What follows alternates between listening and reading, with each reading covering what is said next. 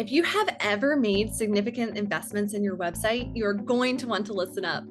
Hi, my name is Michele Nieberding, and I am the new Director of Product Marketing here at MetaRouter. And I am so excited to be here, really because MetaRouter is the heart of where customer data starts. This is where it's collected, where it's transformed, and then I get to see the downstream impact all that has on organizations.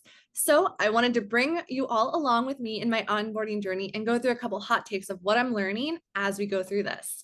So with hot take number one, I want to talk about the maybe surprising truth of third-party tags that are living on your website. So let's jump into it. I want you to think about what your tech stack currently looks like. Really, the TLDR here is that the more vendors you have, the more tags you likely have. And whether you know it or not, there's typically on average about 20 browser tags calling for data. And the more vendors you have, the more tags you have, the more those vendors want to collect more of your data. And so what does this mean?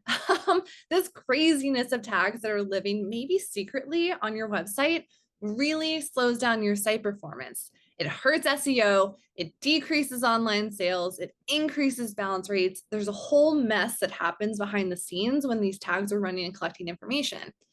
It also creates a nightmare for compliance because it's really, really challenging to enforce any type of data governance or quality control when this is going on.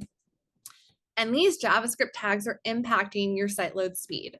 So for those of us heading into holiday season, this is a massive concern. You really only get one chance at a first impression. And there are so many stats out there to say that people are more likely, even brands that they love, more likely to leave even after one bad experience on the website. So I want you all to be prepared and learn what I'm learning about how to maximize these investments in your site and optimize performance so that you don't get caught in these kind of tag craziness. So think about it this way. Do you know how many tags are on your site? Do you know what data they're collecting? Do you know what the impact is to site speed, performance, SEO? And how can you use this information to rank better and drive better conversions?